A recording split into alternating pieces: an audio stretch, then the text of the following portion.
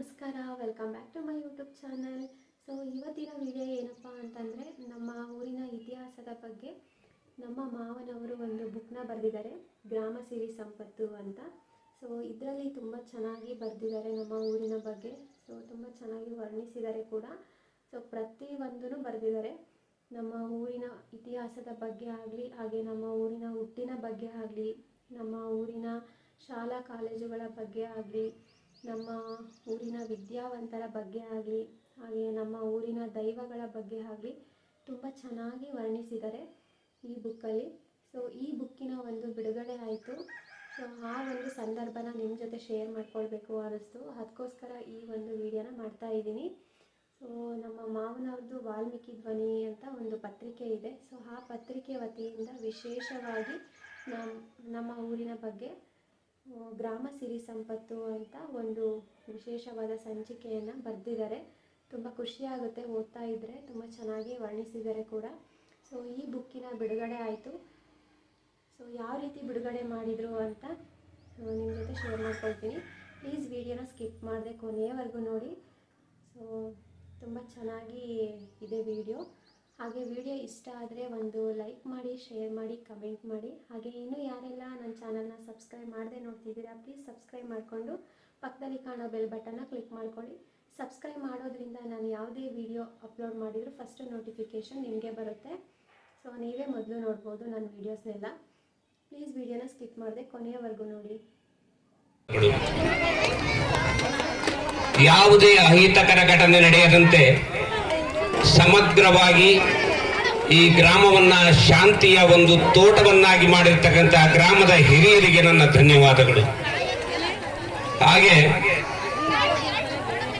ಈ ಗ್ರಾಮದ ಇತಿಹಾಸದ ಬಗ್ಗೆ, ಈ ಗ್ರಾಮದ ಹುಟ್ಟಿನ ಬಗ್ಗೆ, ಈ ಗ್ರಾಮದ ವಿದ್ಯಾವಂತರ ಬಗ್ಗೆ, ಈ ಗ್ರಾಮದ ಶಾಲಾ ಕಾಲೇಜುಗಳ ಬಗ್ಗೆ, ಈ ಗ್ರಾಮದ ಸಂಪತ್ತಿನ ಬಗ್ಗೆ, ಈ ಗ್ರಾಮದ ದೈವದ ಬಗ್ಗೆ, ಗ್ರಾಮದಲ್ಲಿ ಮೊದಲ ಬಾರಿಗೆ ಪದವಿಯನ್ನು ಪಡೆದಿರ್ತಕ್ಕಂಥವರ ಬಗ್ಗೆ, ಗ್ರಾಮಕ್ಕೆ ಈ ಗ್ರಾಮದ ನಿರಂತರವಾಗಿ ಅಧ್ಯಕ್ಷರಾಗಿ ಸೇವೆ ಸಲ್ಲಿಸಿದವರಿಗೆ, ಗ್ರಾಮ ಪಂಚಾಯಿತಿ ಸದಸ್ಯರಿಗೆ, ಹಾಗೂ ಈ ಗ್ರಾಮದ ಸೋಪಾನೆ ಪದೇ ಆಡ್ತಕ್ಕಂಥ ಈ ಬಹು ಹಿಂದಿನ ನನ್ನ ಸಹೋದರಿಯರಿಗೆ, ಈ ಗ್ರಾಮದ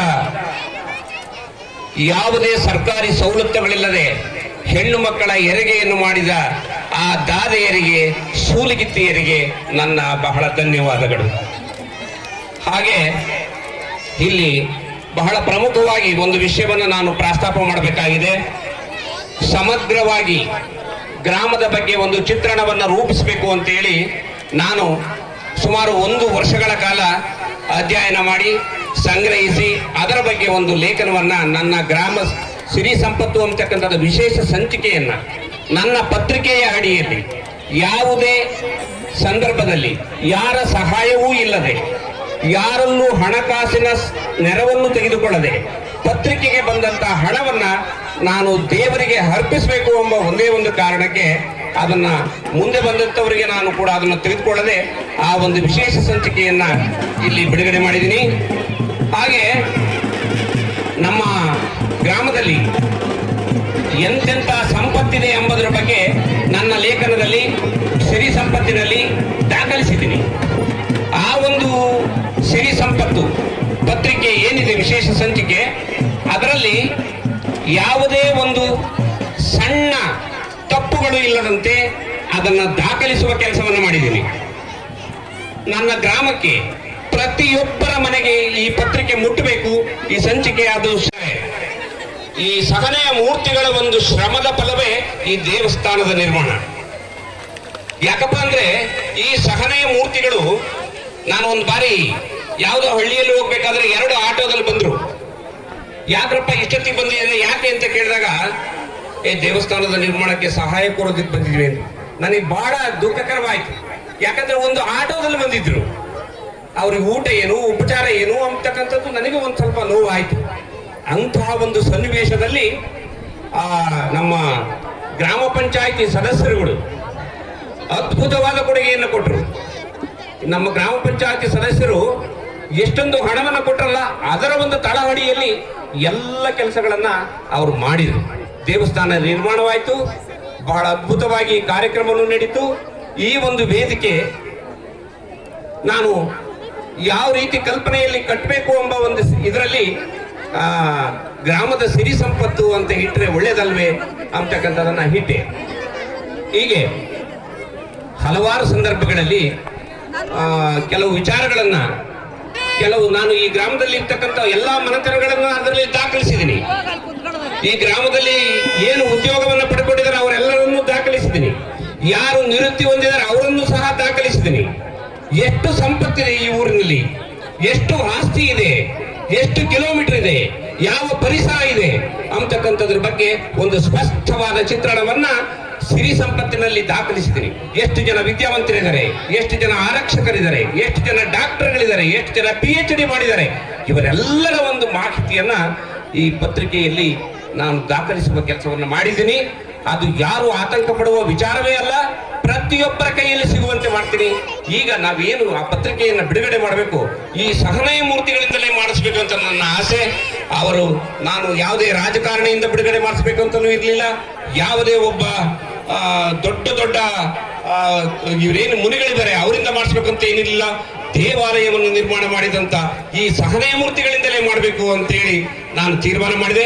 ಅದಕ್ಕೋಸ್ಕರನೇ ಇವರನ್ನ ಮುಂದೆಯ ಸಾಲಿನಲ್ಲಿ ಕುಂಡಿಸಿದ್ದೀನಿ.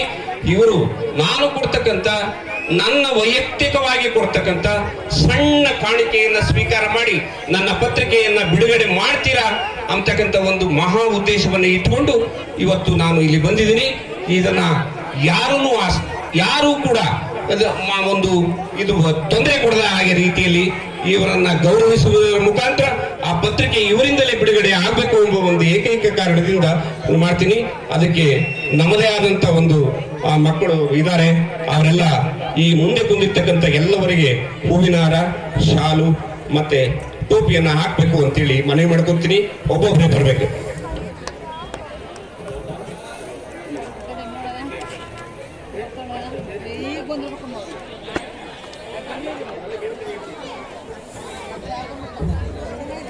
ಸ್ನೇಹಿತರೆ, ಈ ನಮ್ಮ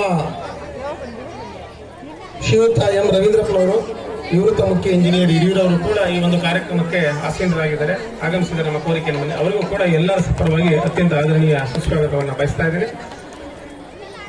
ನೋಡಿ, ಈ ಒಂದು ಗ್ರಾಮ ಸಿರಿ ಸಂಪತ್ತು ಸಂಚಿಕೆ ನಾನು ಕೂಡ ನೋಡಿದ್ದೇನೆ. ದಯಮಾಡಿ ಪ್ರತಿಯೊಬ್ಬ ಬಿಡುಗಡೆಯನ್ನ ನೆರವೇರಿಸಬೇಕು ಅಂತೇಳಿ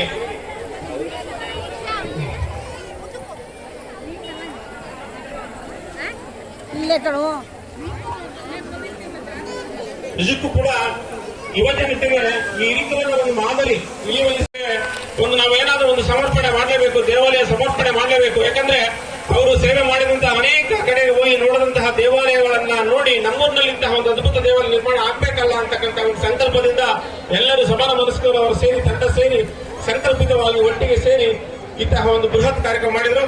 ಹಾಗೆ ಶ್ರೀಯುತ ಅಧ್ಯಯನವರು ಕೂಡ ನಮ್ಮ ಸಮಿತಿಯ ಗೌರವಾಧ್ಯಕ್ಷರವರು ಕೂಡ ಬಂದ್ರು. ದಯಮಾಡಿ ಅವರನ್ನು ಕೂಡ ಹಾಗೇನೆ ವೇದಿಕೆಗೆ ಬರಮಾಡ್ಕೊಳ್ತಾ ಇದೀವಿ. ಹಾಗೆ ಜೊತೆಯಾಗಬೇಕಂತ ಸಂದರ್ಭದಲ್ಲಿ ಕೇಳ್ತೀವಿ. ಮಾನ್ಯ ಶಾಸಕರು, ಆತ್ಮೀಯರು, ಹಿತೈಷಿಗಳು, ಬಂಧುಗಳು ಕೂಡ ಅವರನ್ನು ಕೂಡ ಈ ಸಂದರ್ಭದಲ್ಲಿ ವೇದಿಕೆಗೆ ಕರೀತಾ ಇದ್ದೀವಿ. ಪ್ರಕಾಶ